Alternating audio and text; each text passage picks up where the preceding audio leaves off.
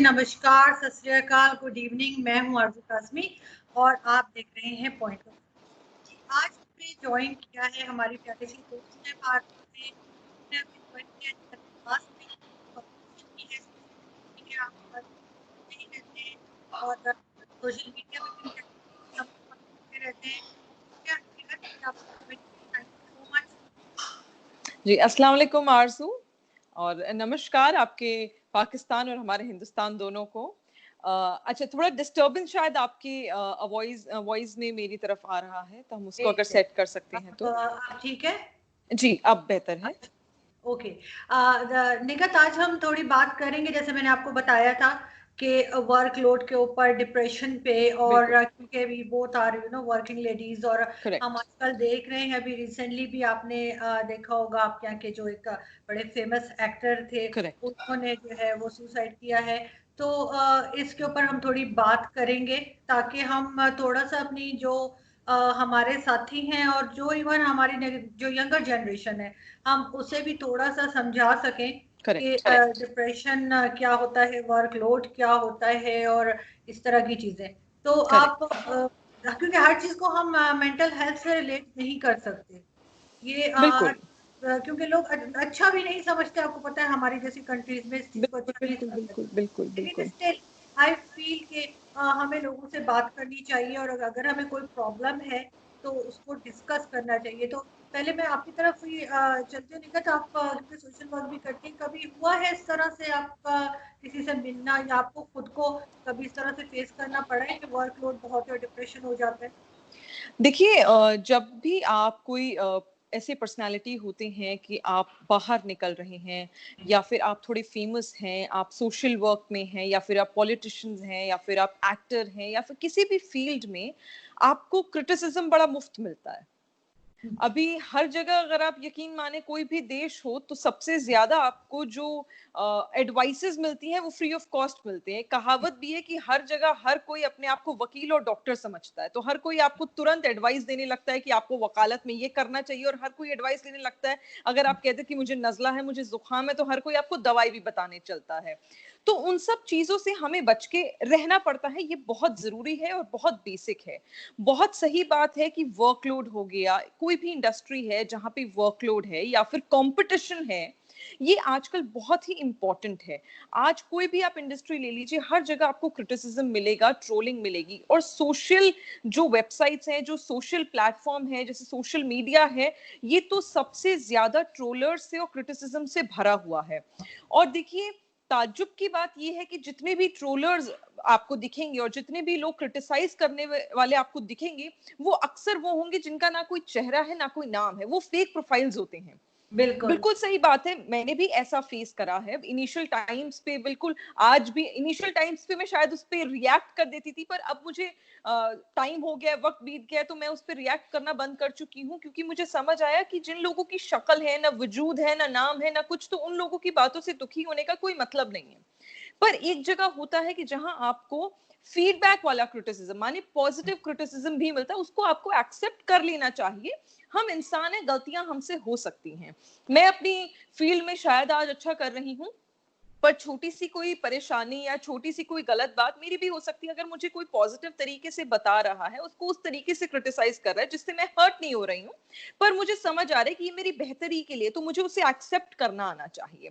और जहां पे मुझे लग रहा है कि लोग मुझे गाली दे रहे हैं या गलत बोल रहे हैं, गंदगी फैला रहे हैं, तो बहुत ईजी नहीं होता, पर हाँ, आप उसको इग्नोर करें तो ही बेहतर है। आप उसको, जैसे कहते हैं ना, take it with a pinch of salt, तो वही वाली बात है। या तो आप उन्हें ब्लॉक कर दीजिए अगर कोई सोशल मीडिया पे है, या फिर कोई मीडिया में अगर आपको भी कुछ बोल रहा है, तो या तो आप उन्हें इग्नोर कर सकते हैं या फिर आप उसको अपने दिल पर ले सकते हैं, ये आपके ऊपर है। बहरहाल, लेकिन इसमें बहुत जरूरी होता है, जो मेरा मानना है, कि कोई कितना भी परेशान हो, कितना भी डिप्रेस्ड हो, कितना भी तंग हो, कितना भी अकेला हो, उसके जीवन में, पूरी लाइफ में, एक व्यक्ति उसके सर्कल में ऐसा होगा जो उसकी बात सुनने को तैयार होगा, जो उसको समझने को तैयार होगा। वो जरूरी नहीं है कि आपके माता पिता या आपकी बहन या आपके भाई हों, वो आपका कोई दोस्त हो सकता है, आपका कोई कॉलीग हो सकता है, उनसे आप शेयर कर सकते हैं।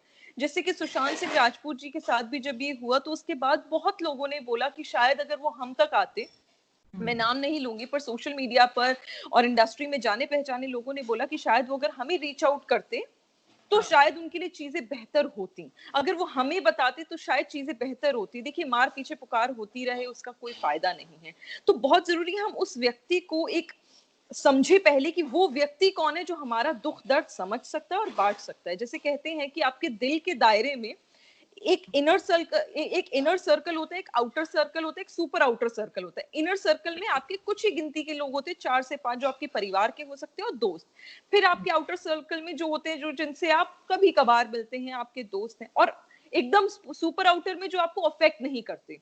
तो आपको देखना है आपको अपना दायरा कहाँ पर रोकना है, वो बहुत इंपॉर्टेंट है। लेकिन ये भी है ना निगत, जैसे आपने कहा कि बहुत दफा लोगों के चेहरे नहीं होते, बिल्कुल आप ठीक कह रही हैं। सोशल मीडिया पे, खास तौर पे ट्विटर जैसे बिल्कुल प्लेटफॉर्म पे, बहुत दफा लोगों के चेहरे नहीं होते जो हमें कह रहे होते, और उन्हें हमारी बात नहीं पसंद आ रही होती है, जो भी वजह होती है। लेकिन बिल्कुल बहुत दफा चेहरे होते भी हैं जो बिल्कुल जो हमें जानते हैं, जो बहुत दफा मुझे भी एक्सपीरियंस हुआ है।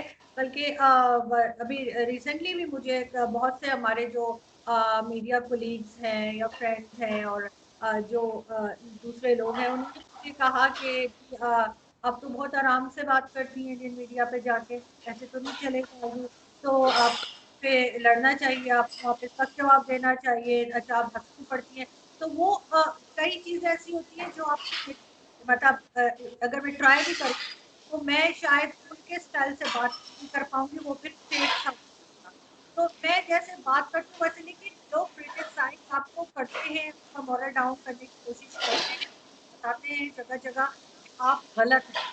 तो इस चीज़ से हम कैसे निकल सकते देखिए, आरज़ू, बिल्कुल आपने सही कहा कि बहुत ऐसे लोग होते हैं, मैं तो कहूँगी बहुत बड़ी तादाद होती है, जिनके चेहरे भी होते हैं और जो वाक़ई आपको face to face, face off करने की कोशिश करते हैं। पर मुझे लगता है ये तो हर फ़ील्ड में, it is not only in media, in politics हैं? और इन एंटरटेनमेंट वर्ल्ड, मुझे लगता है ये तो कॉर्पोरेट वर्ल्ड में भी है, मुझे लगता है गवर्नमेंट सेक्टर्स में भी है। बिल्कुल। हमेशा आपकी राइवल्स, आपकी कॉम्पिटिटर्स होंगे जो आपको लेट डाउन करने की कोशिश करेंगे, लेकिन आपको देखना है कि आप वो नहीं हैं। हुँ, एक एक क्या होता है ना, आप अपने आप को कैसे बिल्ड करते हैं, आपके चेहरे पे क्या वाइब्स दिखती हैं, आप क्या हैं। सिर्फ वही नहीं जो आप खाते हैं, रोटी दाल चावल से आपके चेहरे का नूर नहीं आता, आपके चेहरे का नूर उससे भी आता है कि आप क्या सोच रखते हैं अपने दिमाग में, हाँ, अपने जहन में आप क्या सोचते हैं, आप पूरे दिन टीवी पर क्या देखते हैं, आप किन लोगों से मिलते हैं, किस तरह का प्रभाव यानी इम्पैक्ट आप अपनी लाइफ पर उन लोगों का होने देते हैं।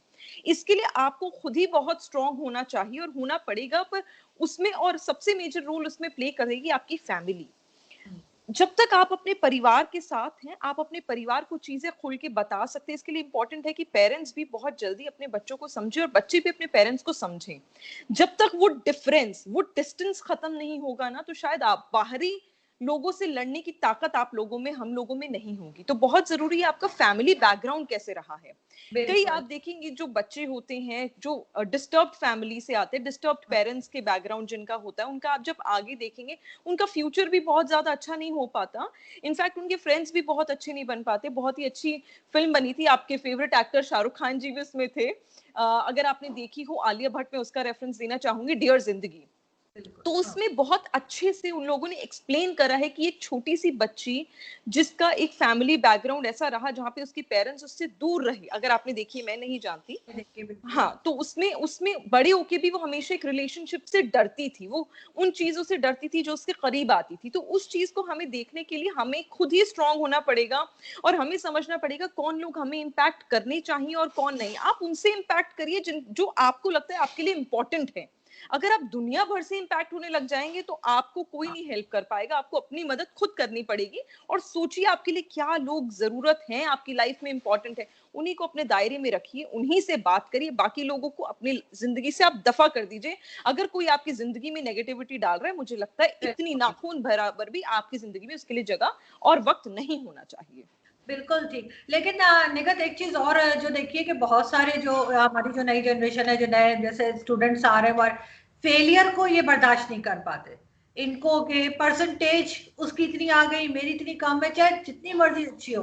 तो मैं देखती हूँ बच्चे जो होते हैं, जो स्कूल के हैं या कॉलेज के हैं, कि इतना स्ट्रेस में आ जाते हैं कि क्यों हमें, मतलब जैसे एक कॉम्पिटिशन, हमें हमने उनको एक पाकिस्तान में, स्पेशली मुझे इंडिया का नहीं बिल्कुल। पता, लेकिन पाकिस्तान में हमने स्टूडेंट्स को जैसे रट्टू तोता बना दिया हमने ना, कि बस वो रटते हैं, उस चीज को मेमोराइज करते हैं और बस ना वो समझते हैं कि क्या पढ़ रहे हैं और ना ही वो कुछ अंडरस्टैंड करते हैं। उनको सिर्फ पेपर भरना होता है और उन्हें सिर्फ परसेंटेज चाहिए होती है।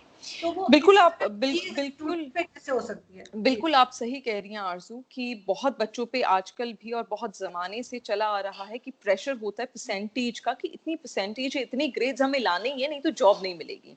इसका अगेन एक फ़िल्म का मैं आपको, क्योंकि हम एंटरटेनमेंट वर्ल्ड से जुड़ी हुई बातें कर रहे हैं, इसका फ़िल्म का एग्ज़ाम्पल दूँगी आपको मैं। बहुत ही अच्छी फ़िल्म थी three idiots, I am sure आप हाँ, लोगों ने देखी बिल्कुल, होगी। तो बिल्कुल। बिल्कुल सही बात है, यहाँ पर भी मैं यही बात कहूँगी घूम फिर के वही, कि सबसे इम्पोर्टेंट है आपके पेरेंट्स, कि आपके पेरेंट्स आपको कितना समझ रहे हैं और आप उन्हें कितना समझा पा रहे हैं। ऑब्वियसली वो जनरेशन गैप हमेशा रहेगा, पर उसको हाँ, समझाने के तरीके होने चाहिए, उनको समझना पड़ेगा और आपको समझाना भी पड़ेगा कि ये चीज जरूरी नहीं है कि हर बच्चा एकेडमिकली बहुत सुपर्ब हो। शायद कोई बच्चा एकेडमिकली एवरेज है बट वो स्पोर्ट्स में बहुत अच्छा है, या वो स्पोर्ट्स और एकेडमिकली बहुत एवरेज है या बिलो एवरेज है लेकिन वो डांसिंग में बहुत अच्छा है। मैं मानती हूँ एक सोशल प्रेशर होता है, एक इकोनॉमिकल प्रेशर कई फैमिलीज पे होता है, जो शायद आप और मैं समझ भी नहीं सकते, कि कई परिवारों की जो एक कहते हैं उम्मीद है उनका बेटा या बेटी होती है कि हमारा बच्चा बड़ा होगा तो गरीबी दूर करेगा घर की, वो हाँ, ये है। लेकिन मेरा मानना ये है, और जो मैंने आज तक यही सीखा है, कि जब तक आप अपने जो आपका टैलेंट है अगर आप उसमें एक्सपर्टीज नहीं लाओगे और उसको अगर आप बाहर उभार के नहीं लाओगे, तो आप कितना भी रट्टू तोता बन जाइए, आप सोशली इकोनॉमिकली भी उस चीज को अपने लिए अच्छा नहीं कर पाएंगे। आप अच्छा तभी कर पाएंगे जो खुदा ने आपको नेमत से, जिस नेमत से आपको नवाजा है, उस नेमत को आप समझें और उसके बाद उसके ऊपर काम करें। इसमें आपके पेरेंट्स को भी सपोर्टिव होना पड़ेगा और एज अ स्टूडेंट आपको भी सपोर्टिव होना पड़ेगा अपने आप के लिए, कि कहीं आप पूरा दिमाग अपना स्पोर्ट्स में या एंटरटेनमेंट में ना डाल दिए, एकेडमिकली छोड़ दिया, आपको पास तो होना ही पड़ेगा। और हाँ, at the end of the day आपका जो टैलेंट है, आपका जो काम है, वो कहीं ना कहीं हर कोई व्यक्ति देखेगा। एमएनसी में जब आप जॉब लेने के लिए जाते हो या बड़े होके, ठीक है शुरू में आपकी परसेंटेज देखते हैं, पर एक बार इंटरव्यू के बाद आपकी परसेंटेज नहीं देखते। हो सकता है जो परसेंटेज अच्छी हो वो, पर वो कॉन्फिडेंट ना हो। मैंने बहुत लोगों को देखा है कि वो पढ़ाई में बहुत ही नॉर्मल, एक बिलो एवरेज रहे, पर उन्होंने अपना क्रैक कर लिया इंटरव्यू, क्योंकि उनका कॉन्फिडेंट था, उनका सेंस ऑफ ह्यूमर भी था, which is very important these days in an interview to be cracked. और बहुत जरूरी है कि आप कितने स्पॉन्टेनियस हैं आंसर करने में, वो बहुत जरूरी है। अगर आप जाके बहुत ही रट्टू तोता है पर आप बहुत अच्छा भी एकेडमिकली करा है, आपके 98% आए, पर आपने जाके वहां पे प्रेजेंटेशन में आपने कुछ नहीं दिखाया इंटरव्यूअर को और आप उनको कुछ अच्छा नहीं बता पाए, उनके सवालों के जवाब नहीं दे पाए, आप कॉन्फिडेंट नहीं है, आप घबरा गए, तो माफ कीजिएगा पर आपकी वो डिग्री किसी काम की नहीं है। तो वो आपको कॉन्फिडेंस अपने आप में लाना पड़ेगा। और आजकल तो माशाल्लाह आपकी कम्युनिकेशन स्किल्स ही आपको बहुत अच्छा कर सकती हैं, आपको बहुत लाजवाब जॉब्स भी दिला सकती हैं। और आजकल तो दुनिया में इतने बिजनेस अपॉर्चुनिटीज हैं और इतने ऑप्शंस हैं वर्ल्ड वाइड, क्योंकि डेवलपिंग नेशंस हैं हम भी और आप भी, तो इतने अच्छे अच्छे ऑप्शंस आते हैं जो शायद कहीं और ना मिले। तो मुझे लगता है बच्चे खुद ही उस पर कोप अप कर सकते हैं। पर ये भूल जाइए कि आपको एक ही फील्ड को पकड़ के चलना है। आप सोचिए आपको क्या अच्छा लगता है, whatever makes you happy, do that. Obviously 12th तक आपको पढ़ाई करनी पड़ेगी, वो बेसिक है। उसके बाद whatever makes you happy, do that. Degree की आगे चल के वैल्यू होती है, पर उतनी अगर आप में टैलेंट कुछ और है तो डिग्री के पीछे मत भागिए, अपने टैलेंट को देखिए, उस टैलेंट को और साफ करिए, दिन प्रतिदिन डे बाय डे उसको बेटर करिए। आई एम श्योर आप अच्छा करेंगे इंशाल्लाह। मैंने एक ये भी चीज ऑब्जर्व की है, वो मेरी मेरी फैमिली में भी है, मेरे जान पहचान वालों में, फ्रेंड्स में भी, कि जो पेरेंट्स हैं वो, उनको जिद होती है कि जी हमारी जो बेटी है वो अगर जैसे दो तीन है या एक है जो भी, तो उनमें से किसी ना किसी ने जो मेडिकल जरूर करना है, किसी ना किसी ने इंजीनियरिंग जरूर करनी है। बिल्कुल अच्छा, बिल्कुल। उनको कहा जाता है कि प्रेशराइज करके और धक्के मार के, जैसे कहते हैं ना, यूनिवर्सिटी में भी भेज देते हैं। लेकिन जब, और वो मैं ये कहना जरूर चाहूंगी कि उस लड़की ने एक लड़के की सीट घेरी होती है, ठीक है, कि वो बिल्कुल उस मेडिकल में वो कोई लड़का जा सकता था, उसकी जगह वो जाती है, बड़ी अच्छी बात है, जाना चाहिए। लेकिन उसके बाद क्या होता है, उनकी हो जाती है शादी और वो बैठ जाती है घर। ना वो इंजीनियरिंग में कुछ कर रही होती है, ना वो मेडिकल फील्ड में कुछ कर रही होती है। उसकी एक बहुत बड़ी वजह ये भी होती है कि क्योंकि उनके नंबर इतने अच्छे नहीं होते, तो उनको किसी भी XYZ फजूल किस्म की यूनिवर्सिटी में एडमिशन मिलता है, उससे बाहर निकल प्रैक्टिस के काबिल ही नहीं होते। तो ये चीज भी थोड़ा सा पेरेंट्स को देखनी पड़ेगी। और क्या समझती हैं आप, इंडिया में ऐसा कुछ है? देखिए ये मुझे लगता है हर जगह होता है, ऐसा नहीं है कि सिर्फ इंडिया में है या पाकिस्तान में है। पांचों उंगलियां जाहिर सी बात है बराबर नहीं है। आपको कई फैमिलीज ऐसी मिलेंगी जो आपको, मैंने कहा जैसे सोशल प्रेशर कई जगह होता है कि वो आपको प्रेशर बनाएंगे कि आपको ये करना है, आपको वो करना है, आपके पेरेंट्स को। इसीलिए मैंने कहा कि पेरेंट्स को भी सपोर्टिव होना पड़ेगा। और आजकल मैंने जो देखे हैं चेंजेस, बहुत गरीब परिवारों में भी मैं वो चेंजेस अपने हिंदुस्तान में देख रही हूँ। मुझे नहीं पता पाकिस्तान का माहौल, आप मुझे बेहतर बता पाएंगी, पर ये मैं सच्चे दिल से कह रही हूँ, काफी समय से अब मैं देख रही हूँ। ऐसा नहीं है कि मैं अभी थोड़े टाइम से देख रही हूँ, काफी समय से अब लोगों की मेंटालिटी चेंज हो रही है। मेरे खुद के पेरेंट्स, उन्होंने मेरे को कभी फोर्स नहीं करा कि आप यहाँ ही कॉलेज में जाइए या फिर यहाँ ही जाकर पढ़िए या फिर आपको मेडिसिन ही करना है या फिर आपको सिर्फ लॉयर बनना है। हाँ, उन्होंने ये जरूर कहा कि आप अच्छा पढ़िए, आपको फेल नहीं होना, आप अच्छा करिए कि आपको आगे जॉब मिले, बाकी आपको जो अच्छा लगता है आप करिए। तो आज देखिए मैं पॉलिटिक्स कर रही हूँ। तो वो चीज आपको बहुत अपने आप को ही आपको चेरिश भी करनी पड़ेगी कि मुझे क्या पसंद है, और पेरेंट्स को सपोर्टिव होना पड़ेगा। इंडिया में कई लोग कर रहे हैं ऐसा, और जो नहीं कर रहे हैं उनके लिए आपके चैनल की थ्रू मैं यही मैसेज देना चाहती हूँ कि अपने बच्चों के ऊपर डंडा मारना बंद कर दीजिए। बेटियां बहुत आगे जाएंगी, पूरे सिर्फ हिंदुस्तान पाकिस्तान में नहीं, पूरे विश्व में आज बेटियों का नाम है, हर जगह हो रहा है। हर जगह आपको उनको मदद करनी पड़ेगी, हेल्प करनी पड़ेगी, सपोर्ट करना पड़ेगा। वो जमाना गया जब बेटे बेटियों को एक सा नहीं मानते थे, आज जमाना कुछ और है। बेटियां बेटों से आगे निकल रही हैं और ज्यादा अच्छा काम कर रही हैं, और करती रहेंगी। बस माता पिता की, मम्मी पापा की थोड़ा सा सपोर्ट और चाहिए बच्चों को। बिल्कुल ठीक। लेकिन इसी तरह से बहुत सी फील्ड्स ऐसी हैं जिसमें कि मैं कहूँगी कि ये पॉलिटिक्स भी शामिल है कि बिल्कुल।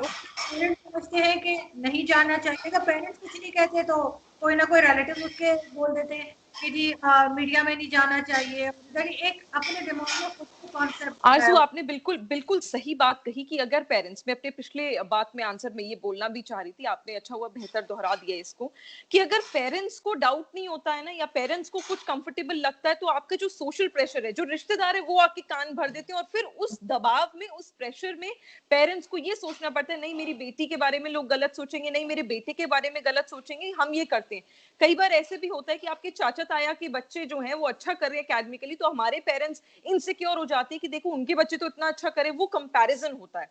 तो अब ये भी बहुत जरूरी है कि किसी की बातों में ना आकर पेरेंट्स और बच्चे खुद भी दूसरे बच्चे से, दूसरे अपने रिश्तेदार के बच्चों से, अपने भाई बहनों से कंपैरिजन करना बंद कर दें। क्योंकि जो टैलेंट आप में वो उनमें नहीं है, जो उनमें है वो आप में नहीं है।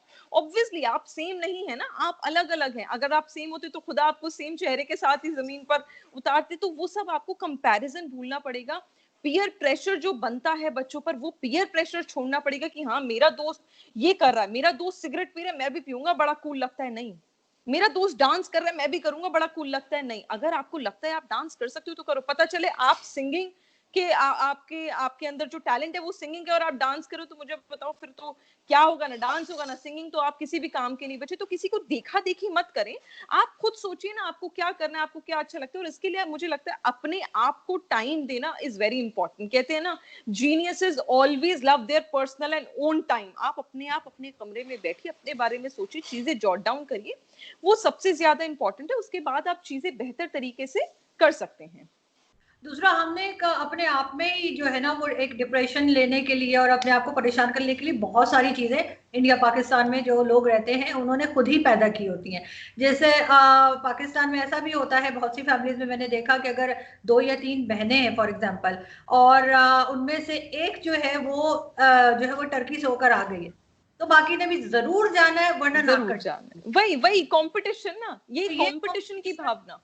और इसी की वजह से जो है वो डिप्रेशन भी आता है। डिप्रेशन और भी। उसी की वजह से कई तरह की जो मेंटल डिजीज है या मेंटल हेल्थ जो है उस पे भी इफेक्ट पड़ता है। क्या कहते देखिए हैं? आजकल आजकल तो वैसे बहुत ज्यादा अवेलेबिलिटी है। आप किसी डॉक्टर के पास, किसी साइकियाट्रिस्ट के पास, किसी थेरेपिस्ट के पास इज द करेक्ट वर्ड, आप जाके काउंसलिंग ले सकते हैं। पर मुझे फिर भी ऐसा लगता है कि जो काउंसलिंग आप अपने आप की खुद कर सकते हैं वो कोई और नहीं कर सकता। कोई, जैसे आपने कहा, अगर कोई बहन टर्की गई है तो दूसरी बहन को भी होता है मुझे टर्की होके आना। नहीं, हाँ, उन्होंने एक बेंचमार्क सेट करा है, आप दूसरा बड़ा बेंचमार्क सेट करिए ना। आप यूएस होके आइए, आपको टर्की क्यों जाना है? आप यूएस होके आइए, आप ज्यादा बड़ा बेंचमार्क सेटअप करिए। तो वो बेंचमार्क आपको सोचना है कि आपको सिर्फ उनका आप जो उन्होंने कंपटीशन दिया आप उसको उसको तोड़ना है, या उनके लिए एक नया कंपटीशन सेट करना है। और कंपटीशन भी जेलसी में नहीं, कंपटीशन एक गुड कंपेटिटिव वे में। कंपटीशन वो ना हो कि आपको दुख लगे कि नहीं मेरी बहन होए, हाय तौबा अल्लाह तौबा, ये हो गया मेरे साथ, मैं नहीं कर पाई, बताओ खुदा ने मेरे साथ ऐसे क्यों, ये नहीं। उन्होंने अच्छा किया, बहुत बहुत जरूरी है। अगर आपको खुद खुश रहना है ना, तो दूसरों की खुशी में खुश रहना सीखिए सबसे पहले। अगर आप वो कला सीख गए कि किसी और की खुशी में, किसी और के सुख में आप कैसे सुखी हैं, माशाल्लाह आपको कोई दुखी कर ही नहीं सकता। कहते हैं, हमारे यहाँ पर कहावत है, बिल्कुल सही कहावत है, मुझे पता है कि आप बिल्कुल दाद देंगे इस बात की, कि लोग अपने सुख से सुखी नहीं है, लोग अपने दूसरों के सुख से दुखी हैं। अपने सुख से तो सुखी बाद में हो लोगे, दूसरों के सुख से दुखी हो जाएंगे। तो वो बहुत जरूरी है, पहले दूसरों की खुशी में शामिल होना सीखिए, शरीक होना सीखिए, वहां से खुशियां लीजिए। आपको माशाल्लाह खुद ऊपर वाला खुशियां देगा। आप अगर पॉजिटिव, लॉ ऑफ अट्रैक्शन एक बहुत बड़ी चीज है, एक बुक भी है इसके ऊपर, वीडियोस भी हैं, आपको यूट्यूब पे बहुत लोगों को रेकमेंड करनी चाहिए, देखनी चाहिए। इनफैक्ट आपने बोला तो मैं खुद इसको शेयर भी करूंगी अपने ट्विटर के हैंडल पे और बाकी सोशल मीडिया प्लेटफॉर्म पे। ये बहुत जरूरी है। लॉ ऑफ अट्रैक्शन माने जो आप अट्रैक्ट करेंगे, कायनात से जो आप मांगेंगे, तो डायलॉग है, फिर मैं फिल्म की बात कर रही हूँ, ओम शांति ओम का ये डायलॉग है कि किसी चीज को बड़ी शिद्दत से चाहो तो पूरी कायनात उसको मिलाने में लग जाती है। तो मैं तो मानती हूँ इस बात को कि आप अगर किसी चीज को चाहते हैं तो वो वाकई आपको मिलेगी, बस आपको थोड़ा सब्र करना है, आपको थोड़ा ऊपर वाले पे, भगवान पे, खुदा पे एतबार रखना है, उन पर भरोसा रखना है, इंशाल्लाह सब अच्छा होगा। और एक सबसे ज्यादा जरूरी है, परेशान होना बंद कर दीजिए। आज का दिन सूरज उगेगा, रात को ढल जाएगा, खत्म हो जाएगा, कल एक नया सूरज उगेगा, नई उम्मीद लेकर आएगा। अपने माता पिता का चेहरा देखिए, अपने पेरेंट्स का चेहरा देखेंगे ना, आपको तभी लग जाएगा कि आज मेरे लिए कुछ अच्छा होगा, आज मेरे लिए एक नई उम्मीद है, आज नहीं होगा, मैं गिरूंगा तो कल होगा, कोई बात नहीं। जिंदगी बहुत बड़ी है, ऊपर वाले ने अगर आपको इस दुनिया में भेजा है तो किसी वजह से भेजा है, उस वजह को ढूंढिए, आपको सब अच्छा लगेगा। बिल्कुल। जैसे अभी रिसेंटली हम बात भी कर रहे थे सुशांत सिंह राजपूत की, जी बहुत अफसोस हुआ, और बिल्कुल कोई सोच भी नहीं सकता था, क्योंकि अच्छे खासे सक्सेसफुल थे, मूवीज भी थी, सब कुछ। लेकिन यही चीज हम देखते हैं कि बहुत दफा हमें यहाँ पे लोग होते हैं जिनको इस तरह का स्ट्रेस आ रहा होता है, या टेंशन होती है, और डिप्रेशन होता है। तो हमारे यहाँ एक ये भी बोला जाता है कि नहीं जी, अगर डॉक्टर के यहाँ गए वो तो लोग समझेंगे शायद पागल हो गए या क्या हो गया जो वहां गए। एक एक मैं मेंटेलिटी बता रही हूँ लोगों की। तो लोग इस चीज को छुपाते भी हैं, अपनी इस बिल्कुल चीज को ना घर वालों से शेयर करते हैं, ना दोस्तों से शेयर करते हैं, और ना ही डॉक्टर्स के पास जाते हैं कि वो उनकी कोई मदद बिल्कुल कर सके। इस चीज से बिल्कुल। हम एज अ मीडिया पर्सन, मैं या आप जैसे हैं पॉलिटिक्स में, तो आप सोशल वर्क भी करती हैं, तो कैसे हम इससे लोगों को अवेयर कर सकते हैं? वर्कशॉप होनी चाहिए, क्या होना चाहिए? आरज़ू, बिल्कुल आपने सही बात कही। इनफैक्ट कहना आसान है पर करना बहुत मुश्किल है कि मैं कह दूं कि नहीं नहीं आपको शर्माना नहीं चाहिए, मैं ये नहीं कहूंगी, क्योंकि मैं समझ सकती हूँ कि अगर किसी व्यक्ति को किसी थेरेपिस्ट के पास या साइकियाट्रिस्ट के पास जाना है तो जमाना क्या बोलता है, इसमें मैं समझती हूँ कि आपको उस नजर से देखने लगेगा, अच्छा ये तो पागल है। अगर आप कोई अच्छी भी बात कहेंगे, कोई लॉजिकल डिस्कशन भी करेंगे और आपका पॉइंट ऑफ व्यू एकदम स्मार्ट होगा, लेकिन सामने वाले को नहीं समझ आ रहा, तो अब अरे ये तो पागल है, अरे ये तो डॉक्टर के पास जा रहा है, तो वो और एक तो बंदा और पहले ही डिप्रेस्ड है, उसको डबल डिप्रेस सामने वाला कर देगा। तो ये बिल्कुल आप सही कह रहे हैं। I am sure workshops, online workshops, public meetings, ये एक बहुत अच्छा जरिया है। इनफैक्ट मुझे लगता है कि ये स्कूल में भी, जैसे आजकल स्कूल में मेंस्ट्रुअल हाइजीन के लिए वर्कशॉप्स होती हैं लड़कियों के लिए, और बहुत जमाने से होती जा आ रही है। मैंने भी, मेरे को स्कूल छोड़े हुए शायद 8 साल हो गए हैं। जब मैं थी 7th 8th में तब भी होती थी मेंस्ट्रुअल हाइजीन को लेकर क्लासेस, तो सबसे शुरू हो गई थी और शायद उससे पहले भी हो रही थी। तो बहुत जरूरी है कि अब ये मेंटल हेल्थ की भी क्लासेस और वर्कशॉप एक एज अ सब्जेक्ट स्कूल में ऐड हो जाए, क्योंकि ये बचपन से ही अगर बच्चे को सिखाया जाएगा तो वो ज्यादा अच्छे से समझेगा। जैसे हम बचपन से जो पढ़ाई करते हैं, plus minus, divide, subtraction, LCM HCM, हमें बचपन से सिखाया गया, हमें मालूम है एबीसीडी क ख ग घ सब याद है हमें, अलिफ बेते सब याद है हमें, क्योंकि हमने बचपन में सीखा है। तो बिल्कुल। बचपन में ही जब आप उसको मेंटल हेल्थ के बारे में सिखा देंगे, आप उन्हें बता देंगे कि स्ट्रेस क्या है, डिप्रेशन क्या है, लड़ना कैसे है, कैसे भागना नहीं है, बिल्कुल स्मूथली इसको टैकल करना है, तो बहुत बच्चों के लिए इजी हो जाएगा, क्योंकि वो उनका लाइफस्टाइल बन जाएगा। So now it is very important कि हम इसको अपने लाइफस्टाइल में ऐड कर लें, उससे शर्माए ना। और ये पहल हमारे सीनियर्स को करनी पड़ेगी, बच्चों के लिए स्कूल में इंट्रोड्यूस करने के लिए। आप बच्चों को भी समझाएं कि ऐसा हो सकता है बड़े होके, क्योंकि आज के जमाने में कंपटीशन इतना है कि कोई भी जो बच्चा है उसको कंपटीशन फेस करना ही पड़ेगा आने वाले जमाने में, अनटिल अनलेस आपके पेरेंट्स बहुत बहुत लाजवाब पैसे कमा चुके हैं, आपके लिए बिजनेस सेट कर चुके हैं, पर वो कितने होते हैं? 100 में से 2। 98 तो फिर भी ऐसे ही हैं जिनको खुद स्ट्रगल करके करना है, या जिनके पेरेंट्स मीडियोकर हैं, मिडिल क्लास फैमिली से आए। मैं खुद मिडिल क्लास फैमिली से आती हूँ, तो मैं उस प्रेशर को समझ सकती हूँ। बट बस खुदा की रहमत रही, ऊपर वाले का साथ रहा, माशाल्लाह। वो पेरेंट्स, हमारे पेरेंट्स ने वो प्रेशर नहीं बनाया, पर बहुत पेरेंट्स बनाते हैं और उनकी मजबूरी होती है। मैं नहीं कह रही वो अपने बच्चे से नफरत करते हैं, पर उनकी मजबूरी होती है। तो एज अ सब्जेक्ट इसको लाइफस्टाइल में अब ऐड करने की जरूरत है।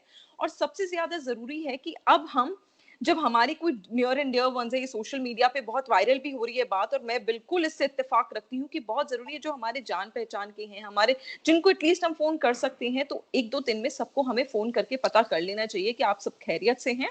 फोन नहीं कर सकते, व्हाट्सएप कर लीजिए, सब खैरियत से हैं। इंस्टाग्राम पोस्ट नहीं है, अगले दिन फोन करके पता कर लीजिए कि आप तो बड़े उसमें ऑफन आप पोस्ट करते हैं, क्यों नहीं करे, सब बढ़िया है। आप उसको नॉर्मल करने की कोशिश करिए। क्या पता वो खुद कॉल करने की हिम्मत नहीं कर रहा, पर जिस जिस समय आरजू निगत से पूछ ले कि निगत आप खैरियत है, और तो मेरे दिल में अगर कुछ हो तो मैं आपको बता दूं, नहीं आरजू मेरे दिल में ये थी, अच्छा हुआ तुमने मुझे फोन कर लिया। मेरी शायद हिम्मत नहीं थी आरजू को फोन करने की, पर आरजू ने मुझे कर लिया। होना चाहिए। तो बिल्कुल वो आप और चेक करते रहिए अपने प्यार, इसके लिए जितने आपके आपको लोग हैं। मेरा ख्याल है थोड़ा सा सेंसिटिव होना पड़ेगा क्या। बहुत सेंसिटिव होना लोगों पड़ेगा। को जैसे मैं आपको रिसेंटली मैं बताती हूँ, क्योंकि मैं खुद बड़ी सेंसिटिव हूँ। मैंने कुछ दिनों से सेना साहब जो आते हैं ना टॉक शोज में, आपके यहाँ के जी डिबेट्स, तो वो नजर नहीं आ रहे थे के सिन्हा साहब जो है, जनरल के सिन्हा। तो जी। मैंने फिर एक चैनल मेरी उनसे बात होती है, जो प्रोड्यूसर वगैरह कॉल करते हैं, तो मैंने उनसे पूछा कि उनकी तबीयत ठीक है, क्योंकि मुझे काफी अर्से से नजर नहीं आए थे। तो उन्होंने कहा हाँ वो ठीक है, और अब वो माशाल्लाह मुझे दोबारा दिखाई देते हैं, बड़े एक्टिव हैं और दोबारा नजर आ रहे हैं। बेहतर।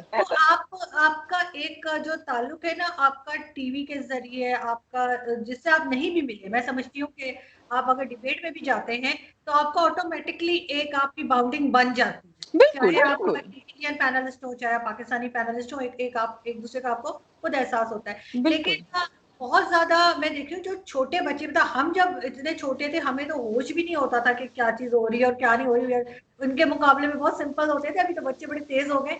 तो मैं देखती हूँ जो छोटे बच्चे हैं, यानी कोई 7-8 साल के भी अगर बच्चे हैं, हमने कहना चाहिए हम लोगों ने जो अब है, हमने उनके दिमागों में ये भी डाल दिया है कि जी उस बच्चे के पास ये चीज है, क्योंकि घर में बात होती है कि बिल्कुल उनके घर में वो वाला टीवी है, तो हमारे पास भी वही होना चाहिए।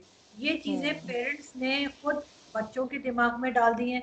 बच्चों को अभी जैसे मेरे मेरे भाई के बच्चे हैं, तो उनको हर वक्त अभी ये साइकिल चाहिए, अभी इससे दूसरी वो उसके पास वो आ गई है, तो हमें भी वो चाहिए।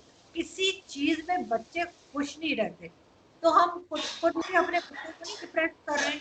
आरजू, आपने बहुत अच्छी बात अभी एक चुके हैं, कही। चुके बिल्कुल हैं। बिल्कुल, मैं इत्तेफाक रखती हूँ आपकी बात से। आपने बहुत अच्छी बात कही कि पहले के मुकाबले बच्चे अब ज्यादा तेज हो गए हैं। हम्म, बिल्कुल सही। इसमें कहीं ना कहीं मैं मानती हूँ पेरेंट्स का हाथ है। मैं जो भी पेरेंट्स हैं, मेरे खुद के पेरेंट्स हैं, मैं समझती हूँ, बट बुरा मानने वाली कोई बात नहीं है। जो रियलिटी है कि पहले के जमाने में, इनफैक्ट मेरे पेरेंट्स ऐसे मेरे साथ करते थे कि पहले के जमाने में क्या होता था, हम जब छोटे थे तो अगर कोई बड़े बात कर रहे हैं, जैसे हमारे घर पे हमारे फूफो आई हैं, बुआ खाला मौसी सब आए हैं, अगर वो बात करे तो हमारे पेरेंट्स हमें कह देते थे कि आप जाइए दूसरे कमरे में बैठिए, हाँ, बच्चों के साथ खेलिए, यहाँ नहीं बैठना, बड़ों की बात नहीं सुनते हैं। हाँ, 90s 80s के पेरेंट्स ऐसे ही करते थे। पर बिल्कुल अब बिल्कुल। क्या है ना, अब ये काइंड ऑफ फैशन बन गया है कि पेरेंट्स अपने बच्चों को दूसरे कमरे में, अगर वो बात कर रहे हैं, पेरेंट्स अगर कोई फैमिली फ्रेंड्स आए या रिलेटिव्स आए, अगर पेरेंट्स और फ्रेंड्स वो बात कर रहे हैं, तो अपने बच्चों को वहां से भेजते नहीं है। वो उनके सामने ही बात करते रहते हैं, गॉसिप भी उनके सामने चल रही हैं, हाँ, चीजों का कंपैरिजन भी उनके सामने चल रहा है, बड़ी बड़े लोगों की बातें भी उनके सामने चल रही हैं, अनलेस यू टॉकिंग समथिंग जो आप बच्चों के सामने बिल्कुल नहीं कर सकते, जो अडल्ट बातें होती है। उसके अलावा जो भी बातें होती है ना, आजकल पेरेंट्स बिल्कुल खुला बच्चों के सामने कर लेते हैं। इट्स गुड, बहुत अच्छी बात है। आप अपने बच्चों को एक ओपन अम्ब्रेला देना चाहते हैं कि कल अगर किसी आपके बच्चों को कोई बात हो तो वो किसी और के पास जाने से पहले आपके पास है। पर फिर भी आज भी वो पुरानी वैल्यूज इंपॉर्टेंट है कि कुछ चीजें जब आप डिस्कस करते हैं, शायद आपको रियलाइज नहीं हो रहा, पर वो 5 साल के या 6 साल के बच्चे के दिमाग पे बहुत बड़ा असर कर रहा है। उस असर को रोकने के लिए आपके लिए इंपॉर्टेंट है आप अपने बच्चे को उस डिस्कशन से दूर रखें, क्योंकि शायद आपको लग रहा है कि वो समझेगा नहीं, पर वो समझ भी गया, अपने जहन में पी भी लिया, और उसने एक मेमोरी भी बना ली, और वो उसको कैरी फॉरवर्ड भी कर रहा है और बाहर अप्लाई भी कर रहा है। तो सही ये चीजें आपको खुद समझनी पड़ेंगी कि जो पुरानी वैल्यूज होती थी, बड़े बुजुर्ग कहते थे, आज भी आप उन वैल्यूज को, ठीक है, it's good to become modern, आप डे बाय डे मॉडर्न हो रहे, बहुत अच्छी बात है, पर कुछ वैल्यूज आपको पुरानी रखने पड़ेगी, खास करके हमारे जैसे हिंदुस्तान का कल्चर है, जैसे पाकिस्तान का कल्चर है, तो इस कल्चर को आपको रखना पड़ेगा और इसको जिंदा रखने की जरूरत ताउम्र रहेगी, तभी आप इन चीजों से अपने बच्चों को दूर रखेंगे और उस बेमतलब के बेबुनियादी कंपटीशन से आप अपने बच्चों को दूर रखेंगे। लेकिन एक चीज जो मैं जरूर कहूंगी कि बेटियों को कॉन्फिडेंस देना चाहिए, उनको बिल्कुल बिल्कुल आगे बढ़ने दें और उनको हर एक से बात करने दें। जैसे मैं अपना बताती हूँ, आई हैव 2 ब्रदर्स, दोनों भाई मेरे बड़े हैं और सबसे छोटी मैं हूँ और मेरी कोई बहन नहीं है। तो मेरे फादर ने मुझे बहुत ज्यादा कॉन्फिडेंस दिया हमेशा से, क्योंकि बच्चों को तो आपको पता है, हमें तो क्या समझ आती थी कि हाँ कोई सिंगर है तो वो समझ आ रहा है, जैसे मूवीज मैं भी बहुत देखती हूँ।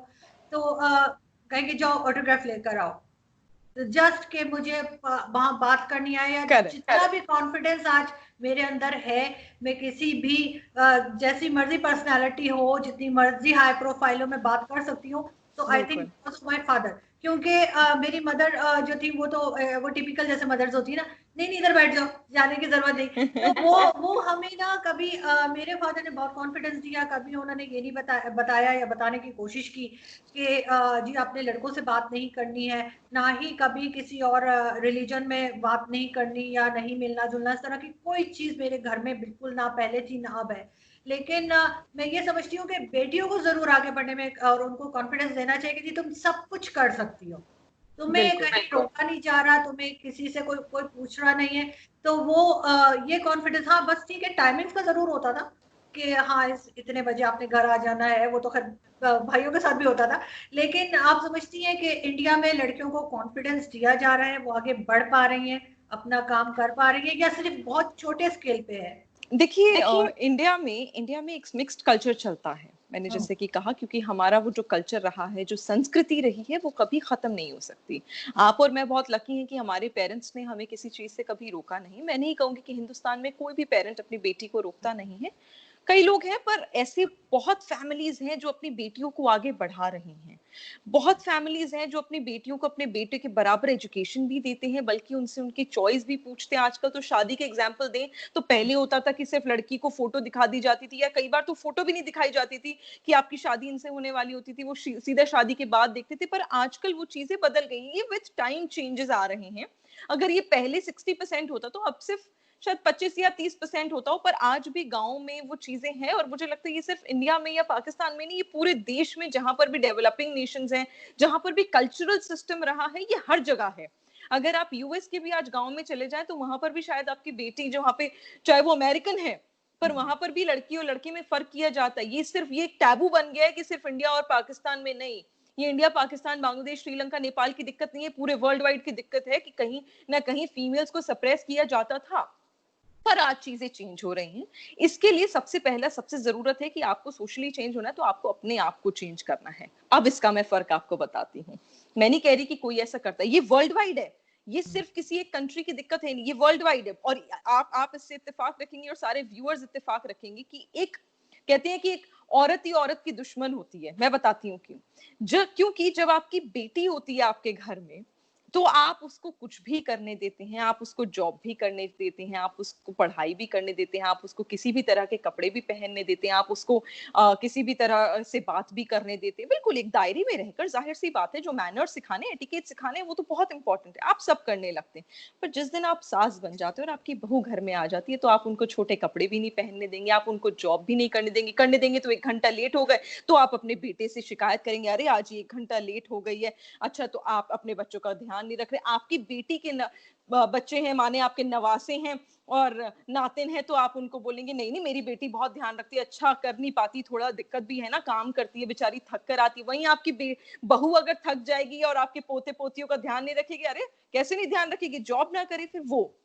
ये कहीं ना कहीं फीमेल्स को भी अपने आप में चेंज लाना पड़ेगा, ये सोशली आपको अपने अंदर रिफॉर्म लाना पड़ेगा। और हो सकता है ये गलतियां मैं भी करती हूँ, ये फर्क जाने अनजाने मैं भी करती हूँ, मैं नहीं कह रही कोई जान पूछ के करता है, पर वो ना इत्तेफाकी हो जाती है। कई लोग कहते हैं, और ये बहुत पुरानी कहावत है, हमारे बड़े बुजुर्ग कह के गए हैं कि बहू कभी बेटी नहीं बन सकती, सास कभी माँ नहीं बन सकती। पर ये ऐसा अब वक्त आ गया उसको चेंज करने का। अब बेटियां बेटों के बराबर चल रही हैं। आप बहू को भी बेटी की तरह मानिए। देखिए आप लोगों के रिश्ते बेटियों से ज्यादा अच्छे रहेंगे, क्योंकि जिंदगी भर का नाता तो आपका बहू के साथ है, बेटी के साथ नहीं है।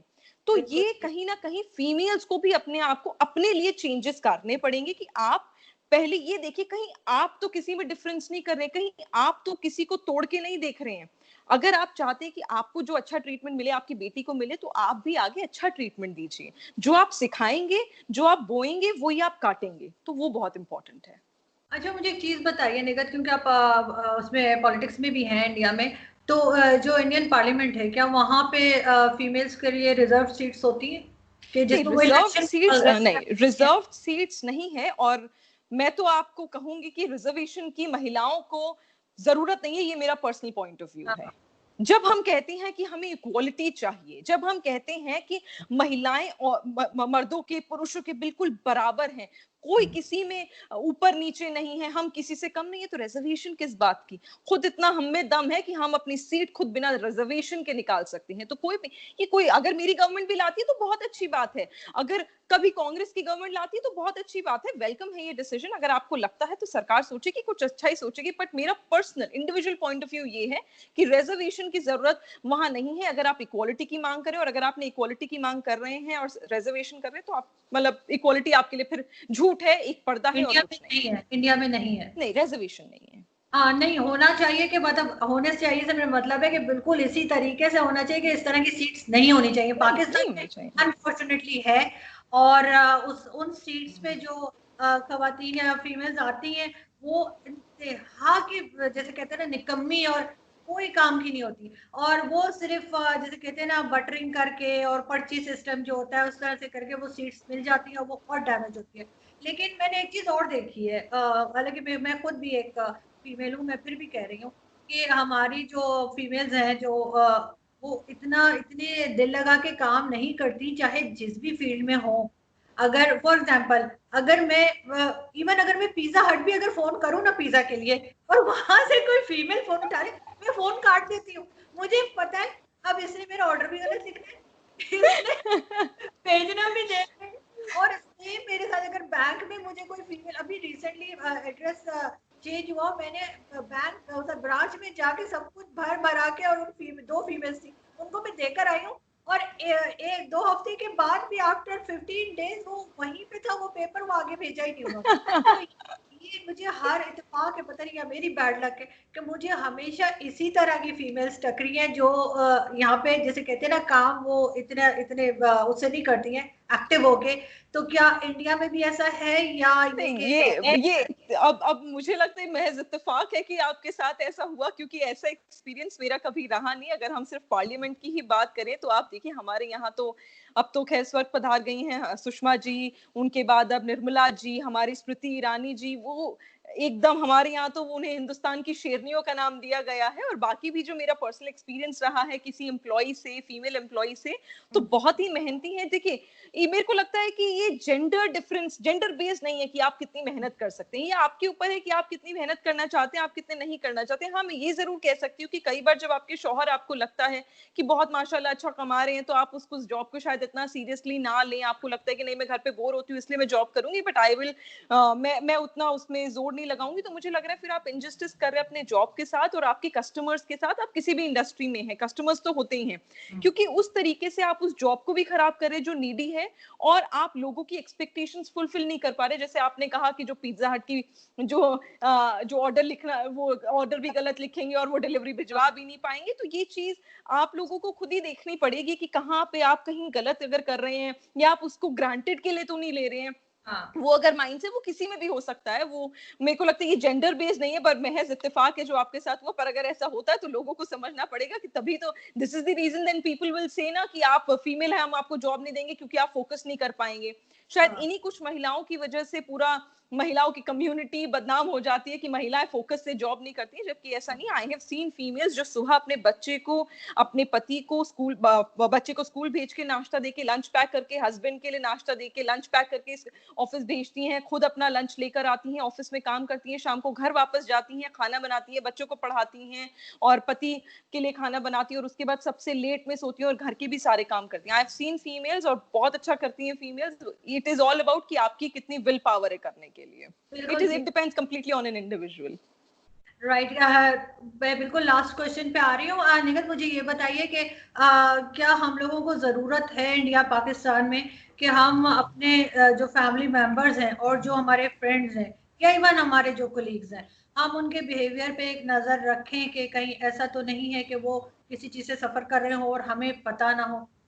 क्योंकि बिल्कुल मैं बिल्कुल देखे तो बिल्कुल आरज़ू, बिल्कुल। ये तो मैंने पहले भी कहा कि एक मॉरल सपोर्ट आप अपनी फैमिली और अपने फ्रेंड्स को दें, ये बहुत इंपॉर्टेंट है। Keep checking on your loved ones and dear ones, खास करके इस बुरे वक्त में जब कोविड-19 फैला हुआ है पूरी दुनिया में, जहां पर लोग ऑलरेडी इतने डिप्रेस्ड हैं, कई लोगों की जॉब्स जा रही है, पता नहीं कितने लोगों ने जॉब्स खो दी, कितने लोगों ने सुसाइड कर लिया, शायद हमें पता भी नहीं चल रहा है कि कितने लोग कितने परेशान हैं। तो हमारे लिए बहुत जरूरी है, and we should always feel blessed कि कुछ लोगों के पास तो खाने के लिए भी नहीं है, at least we have stocked our fridge with food. जब लॉकडाउन भी हुआ तो लोगों के घरों में फ्रिज में खाना भरा हुआ था कि नहीं, कल को अगर सामान नहीं मिला तो फिर ऐसा ना हो दिक्कत हो। तो जो आपके पास है ना, उसको अप्रिशिएट करना सीखिए, उसको उसको ये फील करना शुरू करिए कि खुदा ने मुझे बहुत नेमतों से नवाजा है, मैं बहुत खुशनसीब हूँ कि ऊपर वाले ने मुझे 2 वक्त की रोटी बिना किसी मुसीबत के, बिना किसी दिक्कत के सुकून वाली दी है।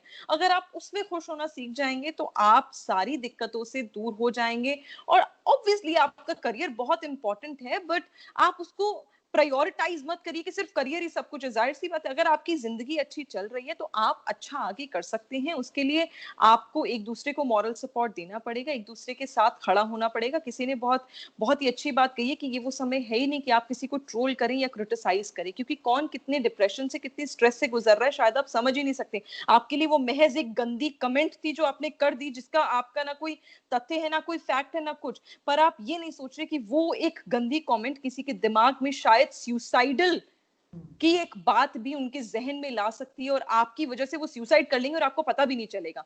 तो ये समय ही नहीं है क्रिटिसाइज करने का या कंप्लेन करने का, ये समय है एक दूसरे के साथ खड़े होने का, नेगेटिव में भी पॉजिटिव ढूंढने का। अगर आप ये समय निकाल देंगे तो जिंदगी भर माशाल्लाह सब अच्छा आप कर लेंगे।